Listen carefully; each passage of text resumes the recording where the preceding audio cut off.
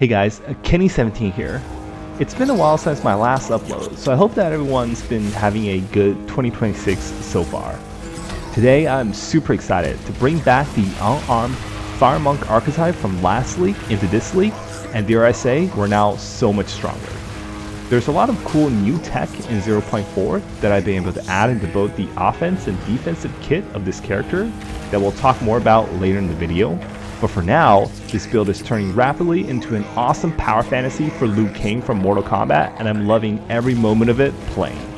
So I hope that you're also enjoying the montage running in the background for now, and we'll talk more when it gets to the build part of the video. Cheers!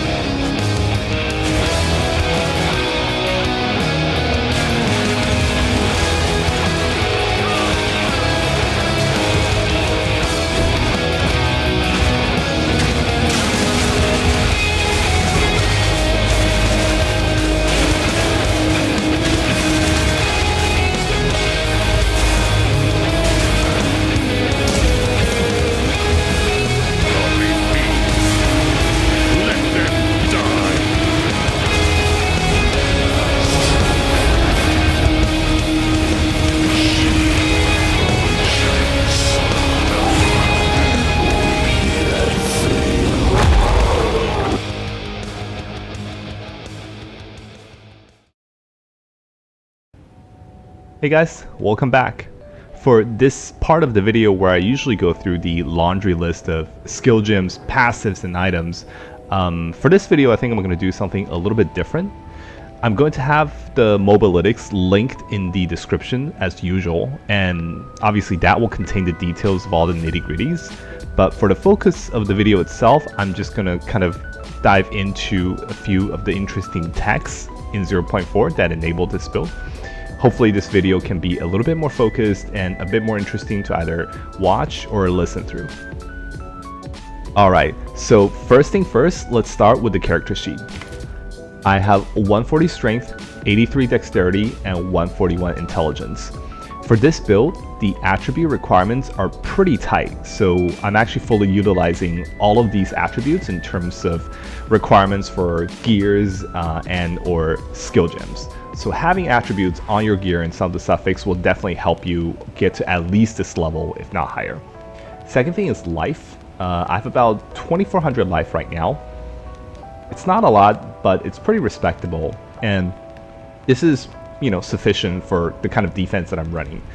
As you also notice that we don't have energy shield, we don't have mana because of blood magic. We have a little bit more spirit from our amulet that we might need. And we get to the interesting part right here, armor, evasion, and block. I'll have a separate section to talk about the defense on how this works, but right now we have about 20k armor in the hideout, and 100% of that is applied to elemental hits. We also have a small portion of that armor, about 6k, applied to chaos, and that actually helps a lot in terms of chaos damage mitigation. But you'll notice that the armor mitigation is only 50%, and that's because we're using Gore Girdle. Otherwise, this number would obviously be higher. The resists, I have all maxed out with a little bit more in chaos that's lacking. If you have better gear, you can probably, max this out to 75. The only other thing I want to quickly touch up on is you do need pretty high life regeneration in this build. I'm running both Vitality 1 and Vitality 2, as well as Cannibalism in the skill sets for help to quick recover. And I have a reasonable number of passives allocated for life gen, as well as gear suffix. Generally speaking, I think 250 or lower 200s is a must-have for sustaining this build, especially since some of the map will also have a less recovery modifier that really kills this. And you need this high regeneration both for survivability as well as the fact that, again, you're running blood magic, so your skill cost is also taken out of life, so you need this to recover back ASAP. I think the rest of the tooltips here are pretty standard fare, so nothing else to, highlight. So as a start, if you're not too familiar with this build, the core is really evolving around building a power fantasy. This build is definitely by no means like min-maxed to the degree in which it can be. The power fantasy we're trying to get at here is, again, kind of an unarmed fire monk. And using that as a starting point, similar to last league, the two keystones and the passive that we have to take that's non-negotiable would essentially be Avatar of Fire that lets us deal just fire damage straight up. And then the second part is Hollow Palm, which lets us attack unarmed. During last league, the way that we have to build this is essentially span across the entire passive tree, or most of it, and it makes our build pretty inefficient. In this league, with the introduction of the Flesh Crucible, it lets us take a keystone anywhere else on the tree without needing to path there, and that actually saves us a lot of points. So that's why you can see here that we can still take these two keystones for the power fantasy or the core of the build without needing to stray over to the right side of the tree. And given this advantage here and us staying on the left side of a tree, then naturally another question rises up as I'm making this build that I also wanted to answer is, we have fire as the main, as the only method of elemental damage. Can we build an armor fire Hollow Palm build?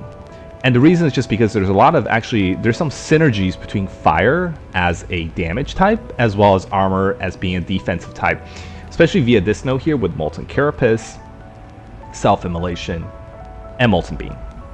And I think the quick answer is yes, it actually is. We can actually just take armor as our defensive layer only without needing to go into EVES, and I still have pretty good damage for both mapping and bossing. So overall, I'm really kind of happy about the way that this experimental build worked out. One last thing I do want to say is, obviously, again, we're building this for the power fantasy. If I take out this Flesh Crucible and just throw on a quarterstaff, I'm sure my DPS is going to go up actually by quite a bit for mapping. Again, I don't think it affects the bossing because we're using a talisman in that sense. So, yeah, I understand there is some intrinsic inefficiency with this build, but again, it's just going to be for the power fantasy here. So with the keystone out of the way, we can start taking a deeper look in both the offense and defensive part of this build. For offense, let's start with what we're doing for mapping. So again, as a reminder, we don't have EV nor ES, and we are stuck with quarterstaff skills because we're taking Hollow Palm. Then, the natural choice in terms of, okay, like what skill I want to use for mapping, is it like Tempest Flurry or Ice Strike or something else? Then obviously I want to pick a skill set or a skill gem that's the least sensitive to your character having just crappy attack speed, right? And intrinsically, then that actually takes us to Whirling Assault. And the reason we're taking Whirling Assault again is it always has a base plus 1 second to total attack time. So which means that no matter how much you scale the attack speed, it's always going to be 1 point something second. And then this just means that if we don't build into attack speed, we suffer the least amount of penalty, essentially, in terms of just still being able to clear everything on the map in like a reasonable speed. The second thing I also want to highlight now is that we're not building to crit, again, just because we don't have Energy Shield. We don't get the plus base chance to crit chance as a result of the intrinsic bonus. And then, that kind of opens up another question is, okay, the tooltip DPS for Whirling Assault is really low. And honestly, even in combat, and this is with max rage, by the way, right? So even in combat, this clears like 10k a little bit over, but it's really crap. So how am I still able to sustain enough damage to go through like T3 Xesht and all of that in the mobbing side? And the answer comes down to here: Staggering Palm and Wind Blast. We're kind of essentially using the classic, Wind Blast to get enemies down to prime for stun, and then you go in there with a stun via Staggering Palm, and now whenever you're doing Whirling Strike, you have a bunch of projectiles shooting out. The damage from Staggering Palm, again, is reasonable, but the addition of the Staggering Palm as well as the Whirling Assault, even without crit, if you just build into fire damage, is honestly pretty good.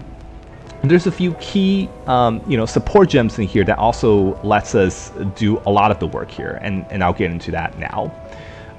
For example, Whirling Assault, we're taking rapid attack.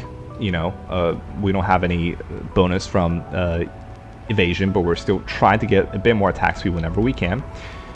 Armament, Elemental Armament 2, Fire Attunement, Pursuit, and this is actually a very key support gem, and Ancestral Call. Ancestral Call is honestly, I think for this skill at least, much better than Magnified Area.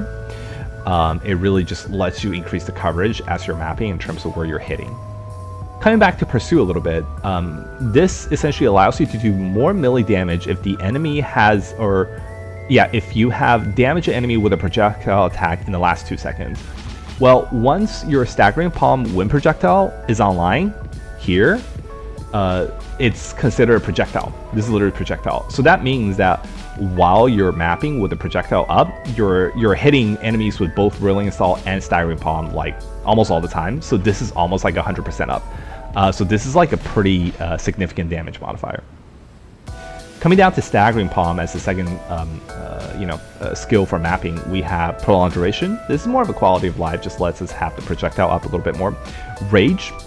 We're at max rage, but our ascendancy dictates that we spend rage as a part of the skill cost. You can see right here, Whirling Assault costs rage, Flame Breath costs rage, Wind Blast costs rage, etc., etc. So you really want to keep your rage up still, even though you have max rage, and that's just because the more rage you have, the more damage you have, and the more bonuses and even armor that you might have because of some of the stuff on the passive tree. So this just lets you recover at least a part of the rage that you spend while using the skill. Multi-shot is also pretty important. It increases the coverage of your winch projectile as it shoots out, and this then essentially bring your Pursuit 3 uptime higher. Elemental Armament is just for more damage, and this is very interesting. Fan the Flame. This is like a new support gem that I pulled in for 0.4, and honestly, I think this is doing a lot of work, but it's kind of tricky. What this does is that, assuming you already have an enemy that's ignited, if you hit them with the wind projectile, it's going to spread that ignite to other enemies. So it doesn't give new ignite, by the way. It only copies the ignite that's already existing on the enemy and spread it to like nearby enemy. In addition, when you spread this ignite, hitting an enemy with fan, spread that enemy's ignite, and also it gives an explosion on kind of like a separate explosion that deals fire damage. This explosion, by the way, cannot ignite, and I think the reason why they're doing this is because they don't want like a self-chaining kind of thing, because otherwise what might happen is you ignite one enemy, you do wind projectile with Fan the Flame, that spreads the ignite to other enemies, and then you have explosion, and the explosion ignites more enemy, and then they don't want that chain to happen, right? That might be a little bit too easy. So I think that's why they're doing cannot ignite here. But no fear, because we can just still do that chain with Herald of Ash. Herald of Ash, the overkill damage is not great, to be honest. It's respectable, but nothing to write home about, I guess. But the key thing here is that as long as you overkill an enemy, even it's like a small amount of overkill, everything around it is ignited. And as soon as those enemies are ignited, when you hit them back with a wind projectile, they're susceptible to the explosion from Fan the Flame, as well as more ignite spread to enemies nearby. So this, I really want to say, Herald of Ash and Staggering Palm with Fan the Flame in conjunction is really what's helping us a lot in terms of clearing and spreading that damage all over the screen. in addition to a little bit of help from Ancestor Cry from Whirling Assault, essentially. So Whirling Assault, Staggering Palm with the Wind Projectile is really your bread and butter, with Herald of Ash as essentially a must-have. Lastly, for Wind Blast, this is really just, trying to stun the enemy as quickly as we can because of how important having Wind Projectile in our build is. So that's why you have Brink, Rage, Rapid Attack 2, Stun 3, and Wildfire. Honestly, I don't know how much Wildfire is helping. If it takes a second for the Ignite to spread, I think by that time, the damage from your Whirling Assault or even your Staggering Palm is already, igniting nearby enemies anymore. So probably, honestly, this is not optimized. We're gonna probably switch this out for something else. But again, the core theme of this skill is really you want to stun them as quickly as you can, so that you can get the Wind Projectile. And there's also some stun skills in the passive that lets us do that. Lastly, just quickly for Gathering Storm, this is mostly for bossing, but in a pinch you can also use it in mapping scenarios, especially for like Abyss packs, if like something just pops out and you want to, just kind of weaken everyone a little bit. It's still a good thing to do. The cool thing about Gathering Storm, that we'll get to a little bit more during bossing, is that this leaves shock ground, which means that even if you take Avatar Fire, you do not do any lightning damage, you can still shock enemies by leaving a shock ground. And this is going to get important later, because then we can actually siphon this for Power Charge for Flame Breath, for the bossing. For Gathering Storm, we have Winter of Opportunity 1 or 2. I think it's the same. I don't have ES, so the deflection doesn't matter. Persistent Ground, again, Shock Ground is important because that's our only source of shock, and again, this is more for bossing. The longer they stay in there, the longer the Flame Breath deals more damage. Culmination, this is for mapping. If you're running around Whirling Assault a lot and there's like a beefy rare or something, you have 20 stack of Culmination, Gathering Storm, they're dead. Momentum, there you go. It's mostly, just stay a little bit away from the enemy before you do the Gathering Storm, and you have this bonus. And Elemental Armament, right? So, that kind of, wraps up the key skill gems for mapping. And I guess, continuing directly from that, what are the offensive pieces we have for bossing? It's going to be this one, Flame Breath. Tooltip DPS is like 200k.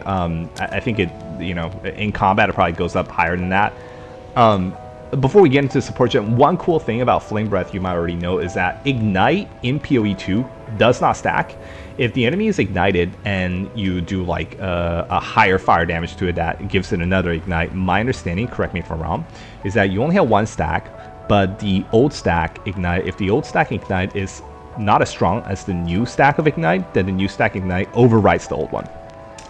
Not for Flame Breath. Flame Breath actually stacks Ignite. Where it says that is essentially this: ignites from a single use of the skill compounds, right?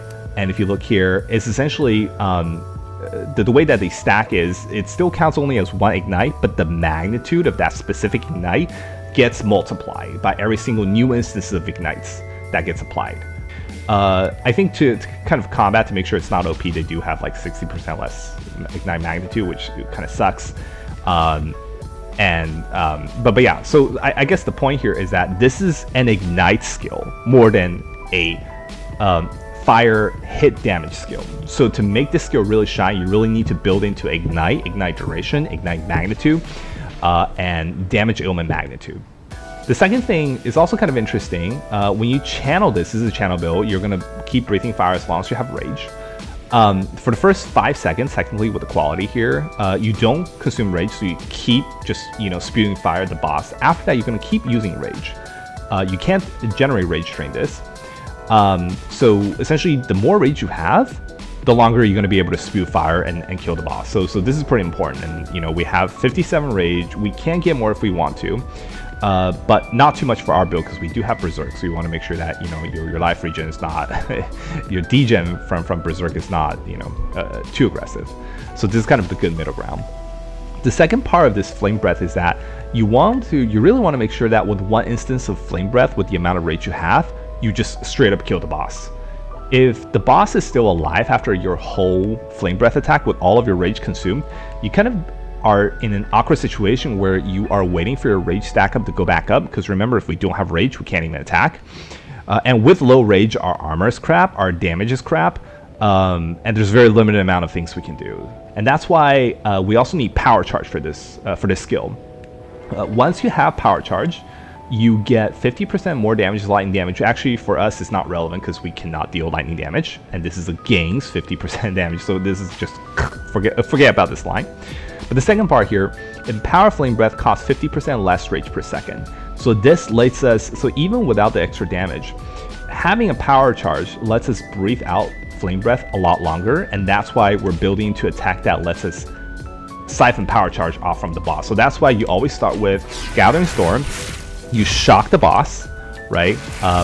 You shock the boss with Shock Ground.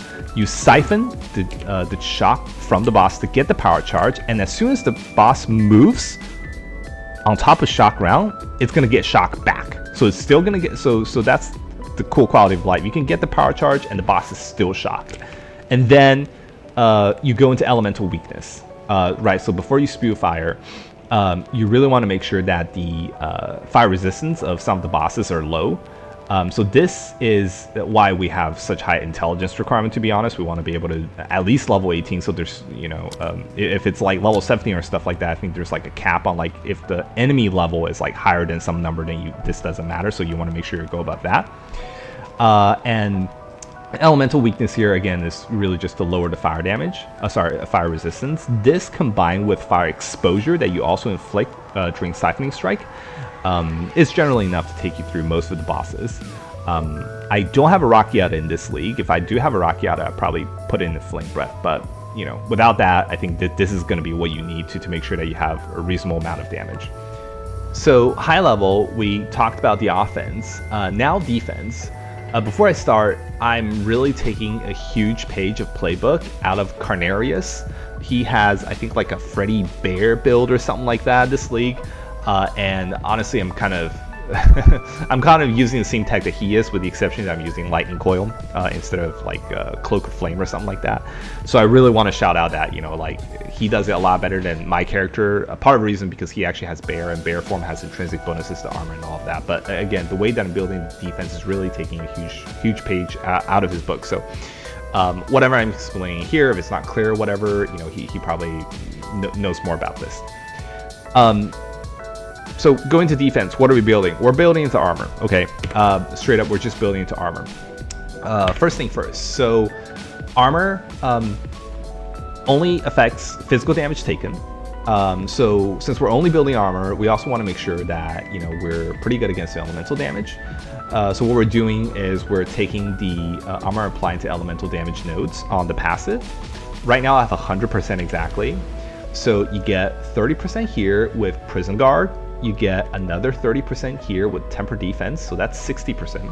The rest of the 40% comes from soul cores in the helm, the boot, and the glove. The helm gives you 40% for cold specifically, boot gives you 40% for lightning, and armor gives you 40% for fire. So you add all that up, you know, there's your armor applied to elemental damage as well as armor for physical. With the numbers on the tooltip here, 20k armor is really not a lot at all. It's honestly kind of crap. If you walk into mapping with just this, you're gonna get shit on. So what else are we doing here? So so this is where like the cool spicy stuff comes in. We're using a lightning coil. What that does is that it converts close to 50%, 48% for this one, 40% physical damage from hits taken as lightning damage. Why do we want to do that? Well, because once your damage turns from physical to lightning, not only is your armor being applied to the mitigation, after the post-armor mitigation, elemental damage also goes through your lightning 75% reduction, right? So this significantly cuts down the amount of physical damage you take. You get 48, so essentially is all of the physical damage, you want as much of that physical damage converted to elemental damage as you possibly can, because because your armor is to apply to elemental damage, so armor is there to help mitigate, nonetheless. But if your damage is also elemental, then you have this resistance as a second step of mitigation calculation, essentially. So you want to bring this up as high as you can. You have 48% here. You have 15% from the Shaman Ascendancy. Avatar of Evolution, right? 5, 5, 5, 5. So, you know, roughly 50, 15s is just 65%. And you have 5% here. Molten Beam, right? 5% of physical damage taken is fire damage. So you have about close to 70% of your damage that's converted to elemental damage, which then, you know, you get the armor mitigation applied towards. How can we make this even beefier? Well, the last piece of the puzzle here is essentially Gore Girdle. This essentially sets defense with 200% of armor. What that means is anytime armor is used in your calculation, whatever armor you have, 2x it. I have 20k in the hideout with some of the bonus, maybe like 21k, 22k. During the actual calculation for armor, it's 44k. That's insane. The downside is maximum physical damage reduction is 50%, which I actually don't care because more than 50% of my physical damage is being counted as elemental damage anyways, right? And that's kind of the last part of here that really seals the deal. So that's why it says 50% here. Don't be afraid. Just it doesn't matter, right? Like, because this is just showing you physical damage limitation. But more than 50%, like 70% specifically of your physical damage, goes to element LE anyway, so it doesn't matter. And again, you're doubling your armor. The only one last thing I want to say here is that you can definitely make your character beefier than I am by obviously A, increasing armor, and B, probably getting like a better lightning coil or a cloak of flame. If you corrupt it, you can corrupt up to 61%. 50 is the high roll natively, right? And then you can corrupt it up to 61%. But that's like, you know, obviously super expensive. And even, you know, this one 48% with like some reasonable roll, I think this one is like 2 exalt or something like that. If you want to go, you know, higher than that, you want to get into 55 or 60 or something, you can probably buy like a ton of these in the hideout, as you know, and just roll corruption. Just a little bit too lazy for that, and honestly at that point what's expensive is not the chest piece, but probably like the quality and like the gyms and gym sockets and all of that. So before I wrap, I just want to touch upon a few miscellaneous items that I think are of interest. Number one is chaos damage. We talked at length for Fizz and LE damage reduction. Chaos damage goes through kind of like a similar train. You want to make sure that you max your chaos resist, obviously. And you also want to make sure that on the helm, you get this desecration, the last one here. 30% of armor applies to chaos damage. Or something similar to, I don't know, like 25, 27, whatever. This, coupled with the chaos resistance, with, you know, some reasonable armor, like 20k or whatever,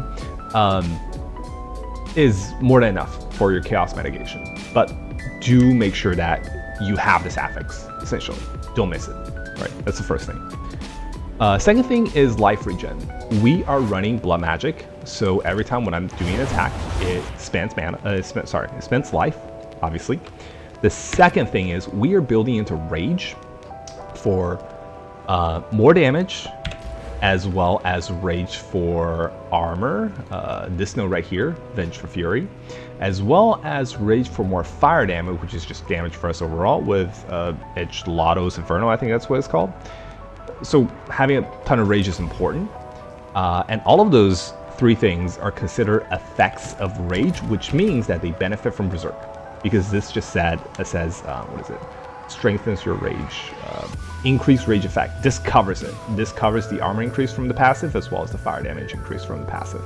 So we definitely need this buff to make our character better, especially we're not building to crit. But the downside is pretty, substantial. Lose 0.1% of max life per rage per second while not losing rage. Well, you're never losing rage, right? Because of the Shaman Ascendancy. So 57, I think it's like 5.7 of max life percentage. That's pretty high. So this plus blood magic means you really want to make sure you stack life regen.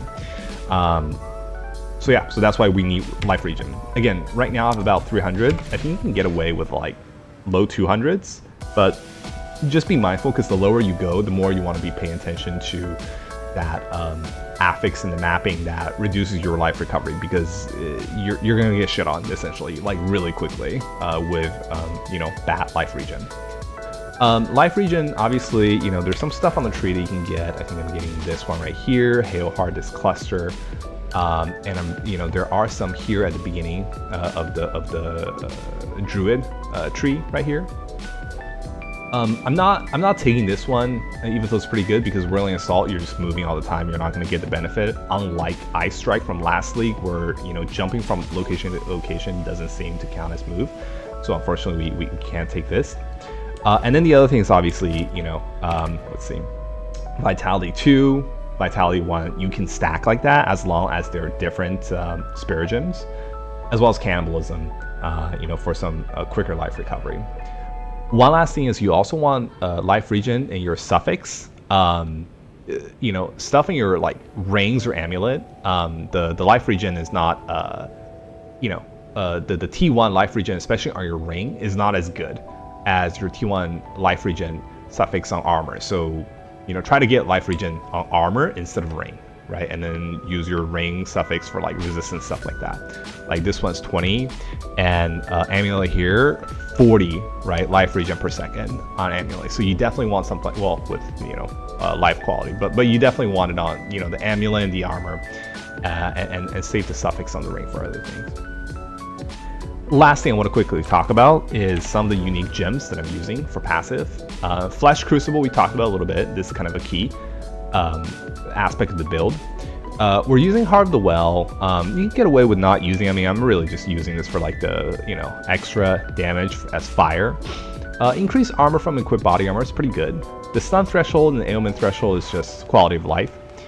When you're doing Flame Breath, by the way, you really want a lot of stun threshold so that you don't get stunned out by bosses. So this is pretty important. And we are taking, Flame Breath is our weapon set too, so we're taking a little bit more of a stun threshold here.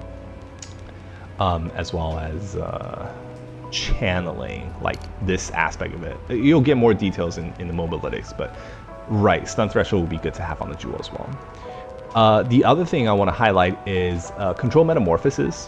What this does is, depends on where you socket it, it lets you allocate points in that region without needing to connect to it. So this one specifically is, I think, medium radius, not medium large, nor is it small medium, just medium radius. If you have this one, you can socket it exactly in this socket. Also, this is covered by Carnarius, by the way, that's where I got it from. You can allocate Prison Guard, Venge for Fury, and Projectile Bulwark. 3 really good notable without needing a path to it. So that actually saves you quite a bit of passive points, like 1, 2, 3, 4, 5, 6, 7, 8. Like 8 points saved because of this one gem, essentially. So that's pretty powerful.